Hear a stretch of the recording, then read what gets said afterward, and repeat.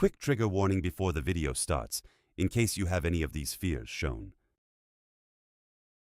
Okay, now back to the video.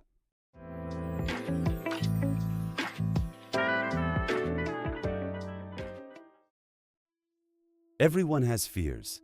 Some are obvious, like the dark. Some are buried deep in your subconscious. Things you don't even realize make you uncomfortable. But movies? They know exactly how to find those fears and turn them into something unforgettable. Today, we're counting down 10 fears that movies have brought to life so effectively, you might never see them the same way again.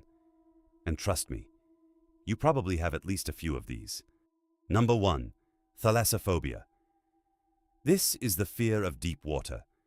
Not just swimming, but the feeling of being surrounded by something vast, something you can't see through, something that could be hiding anything beneath you. Movies like Jaws, The Meg, and Underwater tap into this perfectly. But what really makes this fear powerful is what you don't see. In Jaws, the shark isn't constantly visible. In fact, for much of the movie, it's completely hidden. You're just staring into dark water, waiting, and your brain starts doing the work for you. It imagines movement below your feet. It imagines something rising toward you. It imagines the worst possible outcome. That's what makes thalassophobia so effective. It's not about what's there. It's about what could be there. And once that idea is in your head, even a calm ocean doesn't feel safe anymore. Number 2, megalophobia. Megalophobia is the fear of massive objects. Things so large, your brain struggles to process them. Movies like Godzilla, Pacific Rim, and even Interstellar use scale to create this overwhelming sense of insignificance. Think about those shots where a human stands in front of something enormous. A towering creature, a giant machine, a planet. You're not just seeing something big, you're feeling how small you are.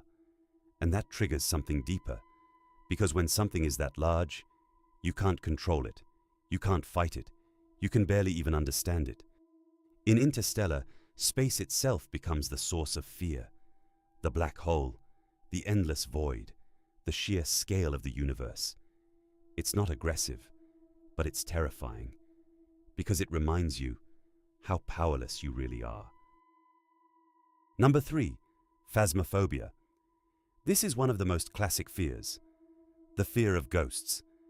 But what makes it so effective in movies like The Conjuring, Insidious, and Paranormal Activity, or TV shows like The Haunting of Hill House and The Haunting of Bly Manor, isn't just the idea of spirits.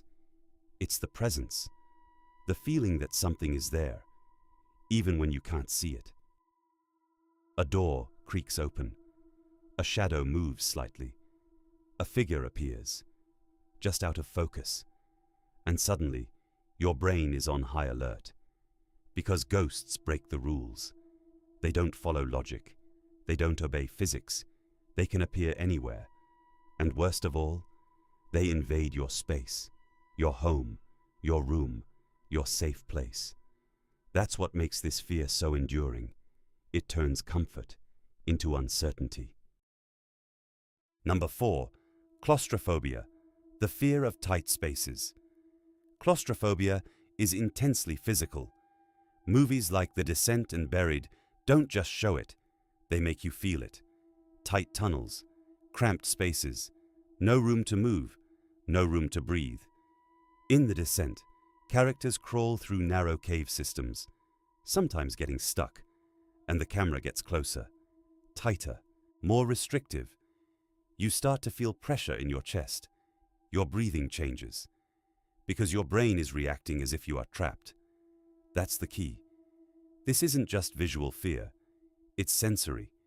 It makes your body respond, and that's why it's so hard to watch. Number 5, nyctophobia, the fear of the dark. The fear of the dark is something most people never fully grow out of.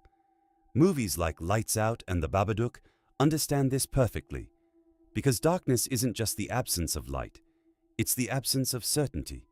You can't see what's around you, you can't predict what might happen, and your brain fills in the gaps.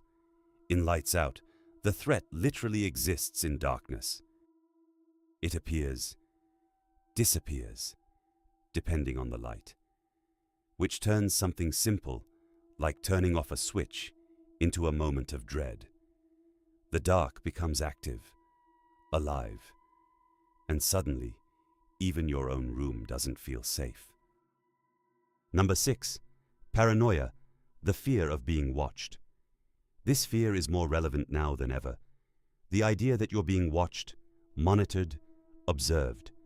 Movies and shows like The Truman Show and Black Mirror take this to another level. In The Truman Show, a man's entire life is broadcast without his knowledge. Every moment, every interaction is seen by millions, and he doesn't know. That's what makes it terrifying, because it's subtle. There's no monster, no obvious threat, just the creeping realization that your privacy might not exist.